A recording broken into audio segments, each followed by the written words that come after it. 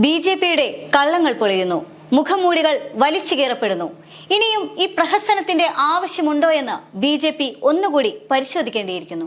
ഓർഗനൈസറും കേസരിയും ഒരുമിച്ച് കുരിശിലേറ്റപ്പെടുന്നു.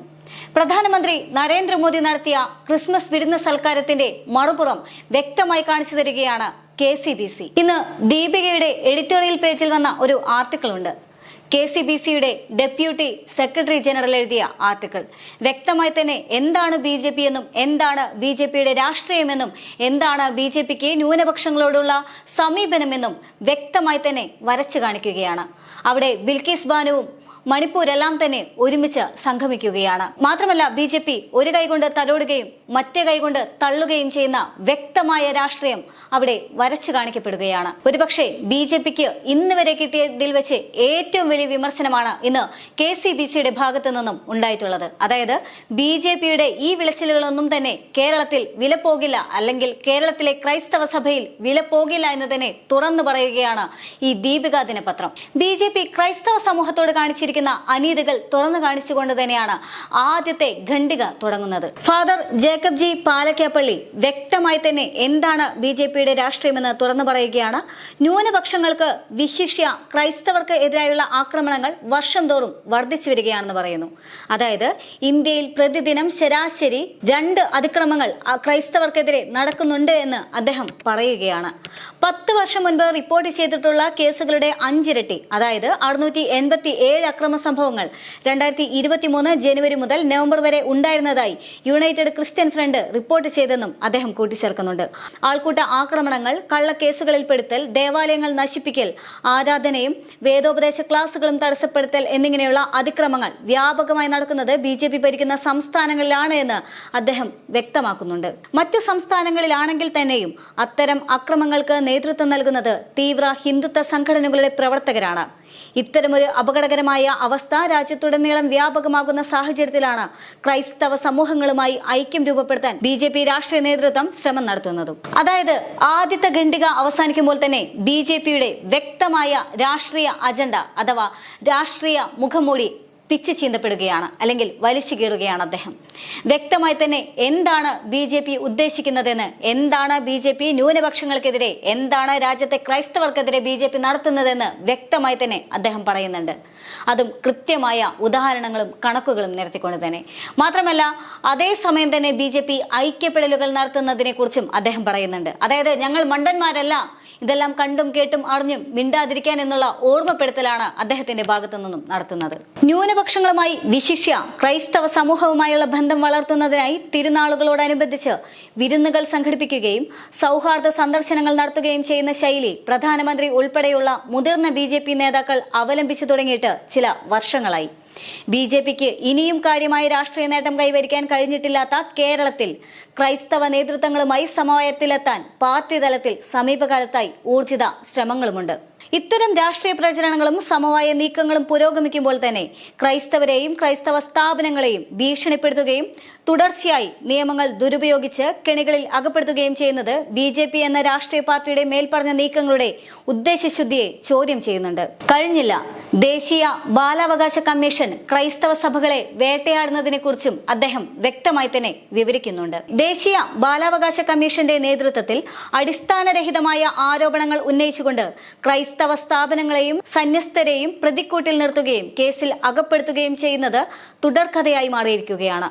ബാലാവകാശ കമ്മീഷൻ പലപ്പോഴും വാർത്തകളിൽ ഇടം നേടുന്നത് ക്രൈസ്തവ സ്ഥാപനങ്ങൾക്ക് എതിരെയുള്ള നീക്കങ്ങൾ വഴിയാണ് എന്ന് അദ്ദേഹം വീണ്ടും ഓർമ്മിപ്പിക്കുകയാണ്. അദ്ദേഹത്തിന്റെ ഈ വാദം സ്ഥാപിക്കുന്നത് മധ്യപ്രദേശിൽ നടന്ന, അതായത് 2023 ജൂലൈയിലും മെയ്യിലുമായി മധ്യപ്രദേശിൽ നടന്ന ചില സംഭവങ്ങൾ ചൂണ്ടിക്കാണിച്ചുകൊണ്ടാണ്.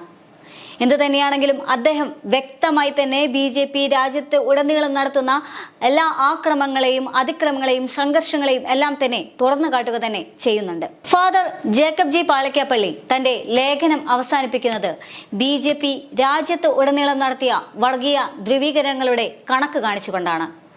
അതിൽ ക്രൈസ്തവ ധ്രുവീകരണം മാത്രമല്ല, അവിടെ മണിപ്പൂരും ബിൽക്കിസ് ബാനുവും എല്ലാം തന്നെ പ്രതീകങ്ങളായി മാറുന്നുണ്ട്. കൃത്യമായി പറഞ്ഞാൽ മണിപ്പൂര് മറന്നോ എന്ന് കഴിഞ്ഞ കുറച്ചു നാളുകളായിട്ട് സജി ചെറിയാൻ ഓർമ്മിപ്പിച്ചത് നമ്മൾ കണ്ടതാണ്, വീണ ജോർജും ഓർമ്മിപ്പിച്ചത് നമ്മൾ കണ്ടതാണ്. പക്ഷേ സജി ചെറിയാന്റെ വാക്കുകൾ വിവാദമായ സമയത്ത് ഇതേ ക്രൈസ്തവ സഭ തന്നെ അന്ന് പറഞ്ഞത് ആരോടാണ് എന്താണ് പറയേണ്ടത് എന്നുള്ള, അല്ലെങ്കിൽ ഞങ്ങൾക്ക് വേണ്ടി ഏത് സാഹചര്യത്തിലാണ് സംസാരിക്കേണ്ടത് എന്നെല്ലാം തന്നെ ഞങ്ങൾക്ക് വ്യക്തമായ ധാരണയുണ്ട് എന്നാണ്. പക്ഷേ ആ എല്ലാ സാഹചര്യങ്ങളും പൊളിച്ചു കീറുന്നതാണ് ഫാദർ ജേക്കബ് ജി പാലക്കപ്പള്ളിയുടെ ഈ ലേഖനം എന്ന് പറയുന്നത്.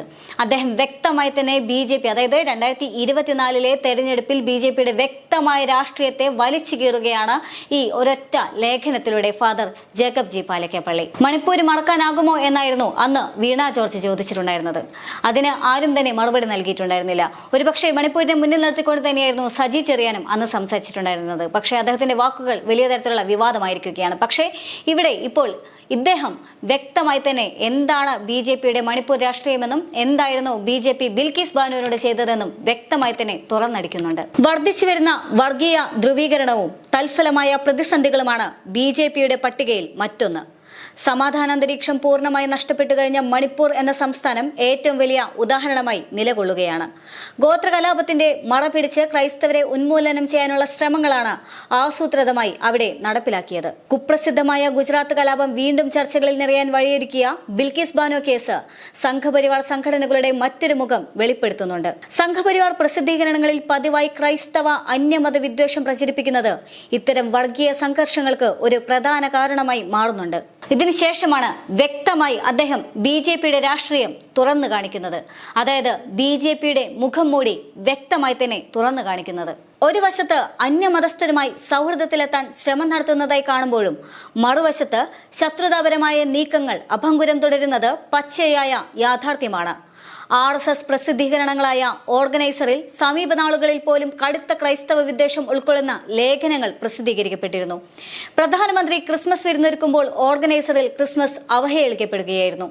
കേരളത്തിൽ നിന്നുള്ള RSS പ്രസിദ്ധീകരണമായ കേസരി ആഴ്ചപ്പതിപ്പിന്റെ ഉള്ളടക്കവും വ്യത്യസ്തമല്ല. ഈ വൈരുദ്ധ്യങ്ങളൊന്നും തിരിച്ചറിയാൻ കഴിയാത്തവരാണ് ഈ നാട്ടിലെ ജനങ്ങളെന്ന് ആരും കരുതേണ്ടതില്ല. അതെ, അതുതന്നെയാണ് ക്രൈസ്തവ സഭ BJPക്ക് നൽകുന്ന താക്കീത്. ഇങ്ങ് കേരളത്തിൽ BJPയുടെ ഈ ഇരട്ട നാടകങ്ങളൊന്നും വിലപ്പോകില്ല എന്ന് തന്നെയാണ് ക്രൈസ്തവ സഭ അഥവാ KCBC വ്യക്തമായി തന്നെ BJPയോട് പറയുന്നത്. BJP ക്രിസ്മസുമായി ബന്ധപ്പെട്ടുകൊണ്ട് തന്നെ ക്രിസ്തീയ ഭവന സന്ദർശനങ്ങളെല്ലാം തന്നെ നടത്തിയിട്ടുണ്ടായിരുന്നു.